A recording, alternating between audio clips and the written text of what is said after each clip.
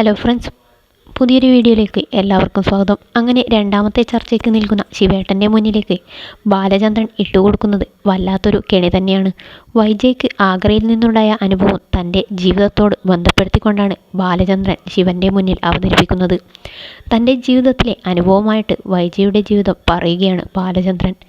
എൻ്റെ ജീവിതത്തിൽ എന്നെ ഒരു സ്ത്രീ പ്രാപിക്കുകയും സ്നേഹിക്കുകയും ചെയ്തതുപോലെ വൈജയുടെ ജീവിതത്തിൽ സംഭവിച്ചിട്ടുണ്ടോ എന്നൊക്കെ ചോദിക്കുന്നുണ്ട്.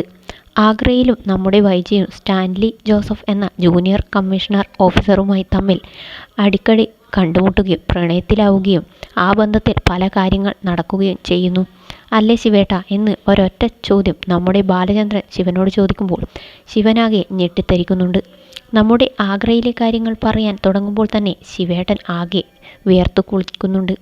എന്തിനാ ഇവിടെ അലീനയുടെ കാര്യം സംസാരിക്കുന്നതിനിടയിൽ ആഗ്രയിലെ കാര്യമൊക്കെ സംസാരിക്കുന്നത്? അതെന്തിനാ അങ്ങോട്ടൊക്കെ പോകുന്നതെന്ന് ശിവൻ ചോദിക്കുന്നു.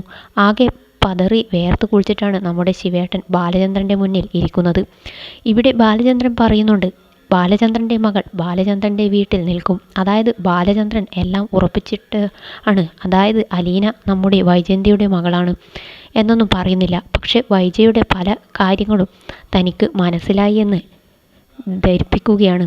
ഇത്രയും യുദ്ധത്തിന് വന്ന സ്ഥിതിക്ക് തൻ്റെ ഭാഗത്താണ് ന്യായം എന്ന് വൈജയുടെ പൂർവ്വകാലങ്ങൾ ഒക്കെയും താൻ മനസ്സിലാക്കി കഴിഞ്ഞു ഇതിനോടകം എന്ന് ബാലചന്ദ്രൻ നമ്മുടെ ശിവനെ മറ്റുള്ളവരെയും ധരിപ്പിക്കുകയാണ്.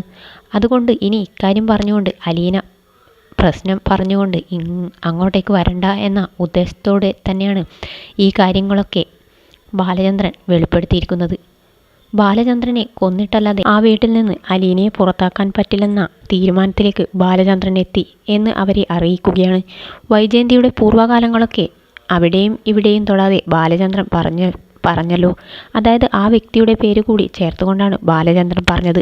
അതുകൊണ്ട് തന്നെ ബാലചന്ദ്രന് പൂർവ്വകാല ബന്ധങ്ങളും കഥകളും ഒക്കെ അറിഞ്ഞു എന്ന് ശിവനും മറ്റുള്ളവരും ധരിക്കുന്നുണ്ട്.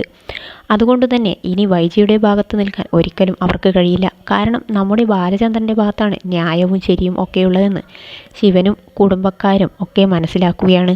ഇനി ഒരിക്കലും വൈജയുടെ ഭാഗത്ത് നിൽക്കാൻ അവർക്ക് കഴിയില്ല. കാരണം ബാലചന്ദ്രൻ എല്ലാം അറിഞ്ഞുവെന്ന് ശിവനും അറിയുന്നുണ്ട്. ഇതിനുള്ളിൽ ഒരു പ്രശ്നമുണ്ട്. അതായത് വൈജയുടെയും ബാലചന്ദ്രൻ്റെയും ജീവിതത്തിൽ ഇങ്ങനെയൊരു പ്രശ്നം വരാൻ അലീന അല്ല പ്രശ്നം. അതിനുള്ളിൽ വേറൊരു കാര്യം നടക്കുന്നുണ്ട് എന്ന് പറഞ്ഞതുപോലെ തന്നെ ആ ഒരു വിഷയം ഇതാണ് എന്ന് നമ്മുടെ ശിവൻ മനസ്സിലാക്കുകയാണ്. വൈജയന്തി ആണെങ്കിൽ വീട്ടിൽ കാത്തിരിക്കുകയാണ് കാര്യങ്ങൾ എന്തൊക്കെയായി എന്നറിയാൻ. ബാലചന്ദ്രനായിട്ട് സംസാരിച്ചിട്ട് ഈ പ്രാവശ്യമെങ്കിലും അലീനയെ പുറത്താക്കുമോ എന്നൊക്കെ ഓർത്തിരിക്കുകയാണ് വൈജയന്തി.